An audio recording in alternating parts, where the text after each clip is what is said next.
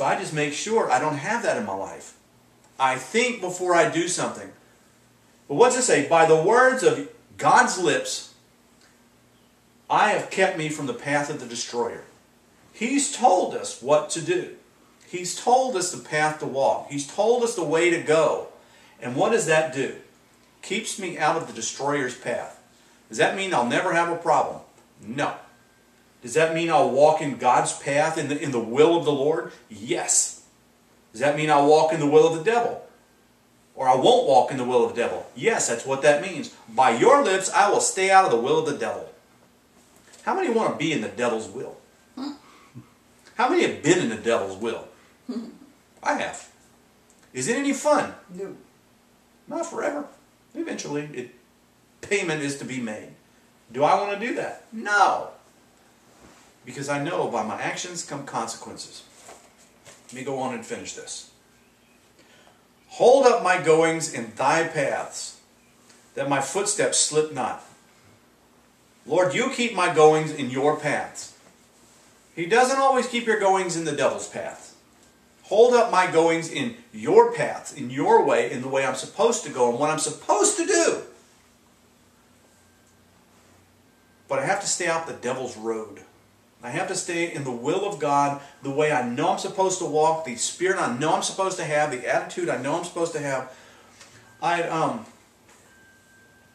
just wanted to throw this in here somewhere. I wasn't sure where I was going to throw it, but I was reading some stuff last night, and I was telling Rosie about it. That there's stuff that are still out there in churches I thought was all over with.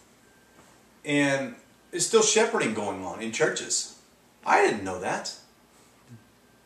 I mean, call me stupid or simple or whatever. No, not you. You're too anxious.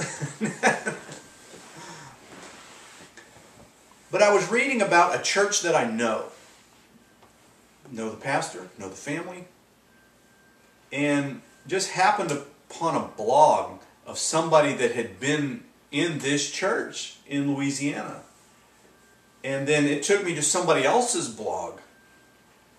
And what the guy was saying was that he was in this church, he lived on church property, lived in the house that the church let them live in, and they said, here's the payback. 3 times a week, you do music for us 3 times a week. They said by the time it was all over, he was doing church 7 times a week. He was doing, worship services 7 times a week. He was on this meeting, this committee and that committee, and in charge of this and in charge of that, and the wife was in charge of all the nursery, and the assistant to the pastor's wife, and the assistant to this, and doing the ladies' ministry, and doing all this. It had all changed. And they decided they had a few kids, and the house was too small, so we're going to go get another house. They start looking around for a house, and this is what got me. The first part that got me was we called the pastors to, let them know that this was the offer we were going to make on the house. Could we do it? That caught my attention. I know these people. And pastor said, yeah, great. Sounds like a good offer. They make the offer.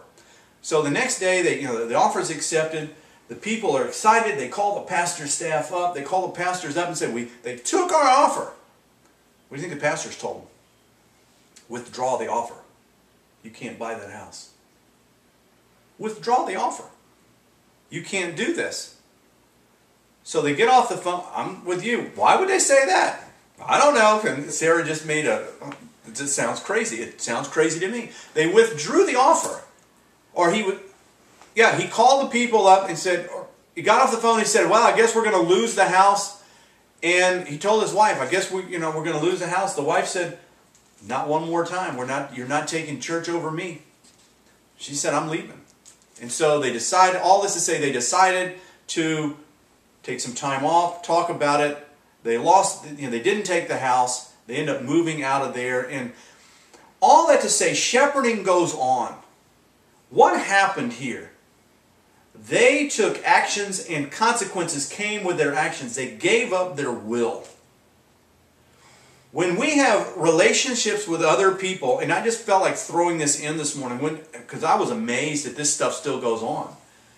As I've looked at my life and I said, in my ministry I don't let people lean on me on purpose. I don't make your decisions for you. Paul said that I don't have dominion over your faith. It's never my place to have dominion over your faith. I don't have dominion over her faith. She walks with God. I have to make the decisions in the household. But with the understanding that, fine, let's discuss this. You give me your advice, because I'll tell her, this is what I want to do financially. Well, how are you in money? I like it. Okay, that's what I thought. You like it. But money's like numbers, isn't it? Yes. Yeah. It is. It is numbers. And my wife just doesn't do the best with numbers. You want the English language?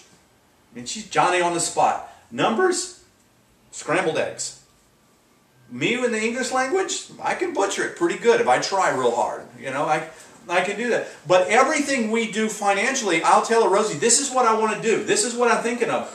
What do you think? She'll give me her input if she has any input, or she'll say, yep, sounds good. Go ahead. I know you'll do its best. But with that comes trust. Everything you do, your actions in relationships has to come trust. I said that about that church to say that they put their trust on the people instead of on the Lord. The pastor has a certain amount of spiritual authority, but he doesn't have the right to take your choices away, to take your decision-making away. Paul didn't have dominion over your faith, but I'm a helper of your joy. If you look to Scripture, that's what it says. That's what I've always done as a preacher. I never have dominion over people's faith. I'm only a helper of your joy. I may sit you down and say, you know, wake up, knock on your head and say, wake up, you know, shake your, you know, grab you by the ears and shake you or something. But I never take your choices away. See, we are quick to give up our choices. We're quick to have somebody tell us what to do. But in the end, I walk with God. And I don't know why I'm putting this in here. I guess you hold up the goings in my past that my footsteps slip not. You hold me up in your path. As I walk with you, God, I walk with you. And you help me make my decisions. But I never give up my decision-making process. I don't take her decision-making process away. She's got to make decisions for her life. How she's going to live, what she's going to do, what spirit she's going to have, what she wants out of life. I don't take that away. What I do in our family is I lead the family. This is where I want to go. What do you think? If it's no, if she says no, I think that's wrong, fine, we'll discuss it. We'll sit and we'll talk about it. Because there are times that she has information I don't have. When we did stuff with the kids, we never unilaterally made decisions. I don't today, even now, you know, financially, or when we're going to do something, I don't make this as a decision because I'm not a dictator. In relationships, you can't dictate. The husband or the wife cannot dictate. It has to be a relationship because with every action comes consequences. What you're doing, does it breed trust or does it breed discontent? Does it breed trust in your marriage, in your relationships, with what you do with each other? Or does it breed something other than that? He holds my goings in his paths. But I'm doing the right thing, that my foot slip not. I'm walking the right way. I'm making the right decisions and keeping the right attitude. If I get my feelings hurt, we talk about it, and eventually, if she's done something wrong, she'll apologize. If I've done something wrong, I'll apologize. But in the end of it all, I have to get over it, and she has to get over it. That helps to keep our feet from slipping. We don't give the devil a foothold. What got me there, I have no idea. Verse 6, I have called upon thee, for thou wilt hear me.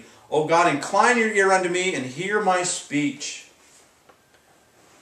Verse 7, show thy marvelous loving kindness, O thou that saves me by thy right hand, them which put their...